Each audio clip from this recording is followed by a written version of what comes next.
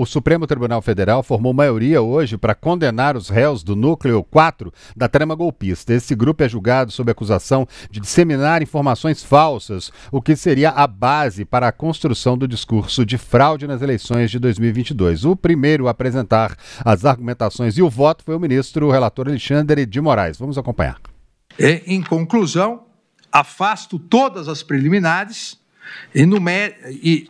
todas as preliminares ao mérito e julgo procedente a apresentação penal em relação aos corréus Ailton Gonçalves Moraes Barros, Ângelo Martins de Nicole, Giancarlo Gomes Rodrigues, Guilherme Marques de Almeida, Marcelo Araújo Bormevete e Reginaldo Vieira. E os condeno pelos crimes de organização criminosa armada, tentativa de abolição violenta do Estado Democrático de Direito, golpe de Estado, dano qualificado pela violência e grave ameaça contra o patrimônio da União e com considerável prejuízo para a vítima e deterioração de patrimônio tombado.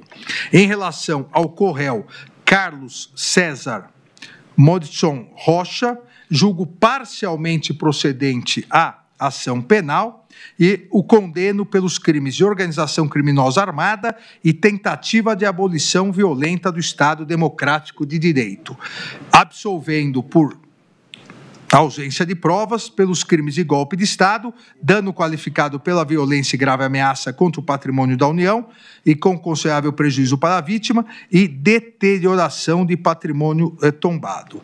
Também, presidente, voto nos termos do artigo 18 do Código de Processo Penal, de extrairmos, uma vez, obviamente, se houver maioria na turma, uma vez configurada a condenação do réu Carlos César Rocha, para que extraiamos cópias da decisão e de todo o acervo probatório para remessa para PET 12.100, salvo engano, para, nos termos do artigo 18 do Código de Processo Penal, reabrimos a investigação e análise dos crimes de organização criminosa e tentativa de abolição violenta do Estado Democrático de Direito em relação ao presidente do PL, Valdemar da Costa Neto. É o voto, presidente. Eu estou acompanhando na íntegra o voto do eminente relator, ministro Alexandre.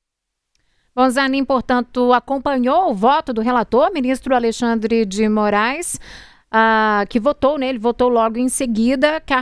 Ministra Carmen Lúcia também seguiu o mesmo voto. Bom, e sobre as supostas contradições nos votos ao longo do desenrolar do processo, antes de apresentar o voto, o ministro Luiz Fux fez um discurso explicando as mudanças de direção desde o início do julgamento da trama golpista. Vamos acompanhar este trecho. Por ocasião do recebimento da denúncia na presente ação penal, em uma análise superficial sobre as alegações fáticas e observando a regra segundo a qual, naquele momento da denúncia, a dúvida favorece a acusação, como é próprio daquela fase processual, acompanhei o voto do ministro relator para que o processo penal prosseguisse para a apuração da responsabilidade dos réus sob o crivo do contraditório. Nesta etapa, contudo, o exame das provas deve ser profundo e a consideração das alegações das defesas deve ser absolutamente plena, o que, por vezes, exige de um juiz imparcial a mudança de suas impressões prévias para fazer justiça. Essa dinâmica, ela contribuiu para a evolução das minhas convicções em direção ao entendimento que adotei no julgamento de mérito da ação penal 2668. E venho, então, desde então, aplicando a outros casos individuais oriundos dos atos de 8 de janeiro. Tenho me manifestado nos pedidos de vista, vaga de declaração e etc. Não apenas isso, mas também todo o contexto que envolveu o julgamento das ações correlatas por essa Corte contribuiu para a construção das posições técnicas e jurídicas que hoje adoto. Por vezes, em momentos de comoção nacional, a lente da justiça se embacia pelo peso simbólico dos acontecimentos e pela urgência em oferecer uma resposta rápida que contenha instabilidade político-social. Nessas horas, a precipitação se traveste de prudência e o rigor se confunde com firmeza. Mas o tempo, esse hábito silencioso e implacável, tem o dom de dissipar as brumas da paixão, revelar os contornos mais íntimos da verdade e expor os pontos que, conquanto movidos pelas melhores intenções, redundaram em injustiça, no meu modo de ver, e com a devida vênia e respeito a todos os votos dos eminentes pares e a manifestação de Sua Excelência, o Ministério Público.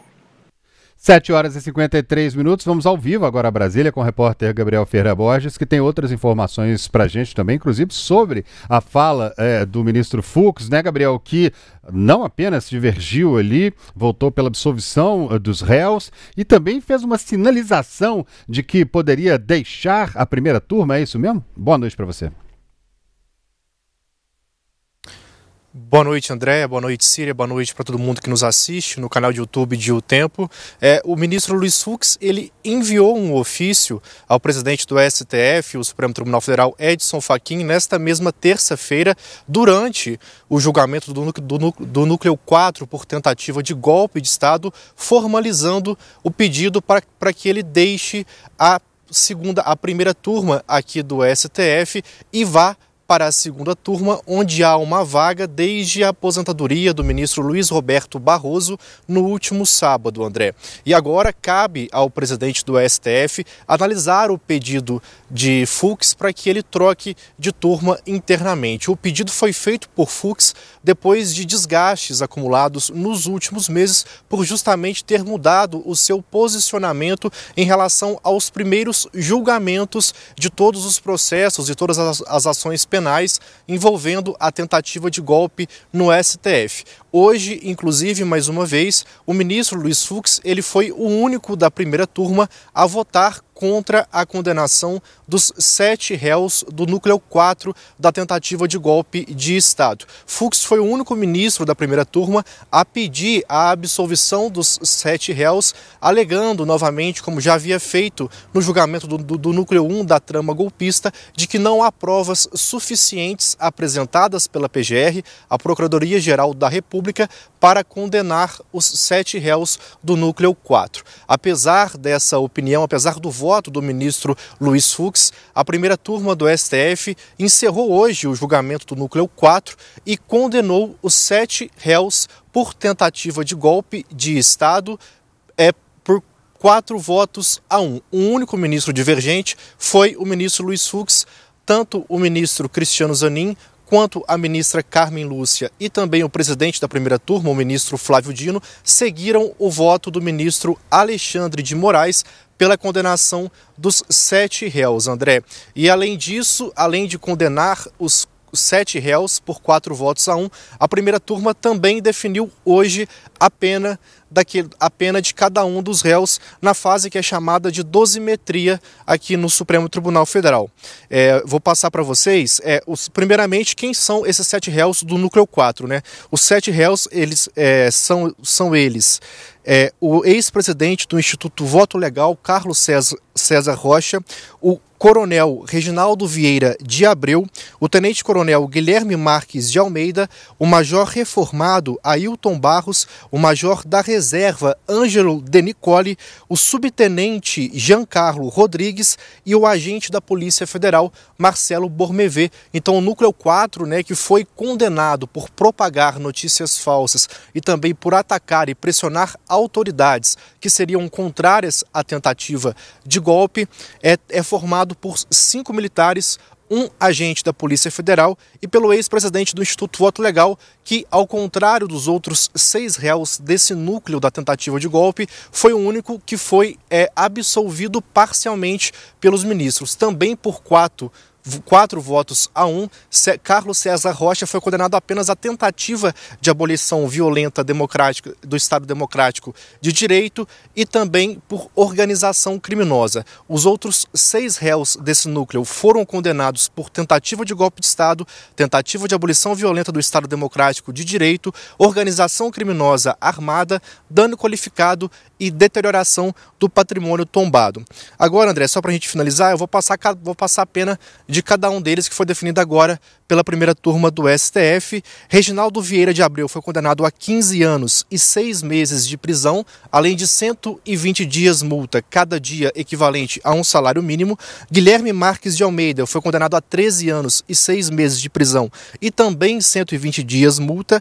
Ailton Barros foi condenado a 13 anos e 6 meses de prisão e 120 dias multa. Ângelo Denicoli, que teve a maior pena, foi condenado a 17 anos de prisão e 120 dias multa. Marcelo Bormevé foi condenado a 14 anos de prisão e 6 meses, além de 120 dias multa. E aí Carlos César Rocha, que foi quem foi condenado apenas por 2 dos 5 crimes a eles imputados, foi condenado a 7 anos e 6 meses de prisão, além de 40 dias multa. O ex-presidente do Instituto Voto Legal também vai ser o único dos condenados a iniciar o cumprimento da pena em regime semiaberto, já que ele já tem mais de 70 anos. Os outros 6 réus foram condenados a iniciar a execução da pena em regime fechado, André.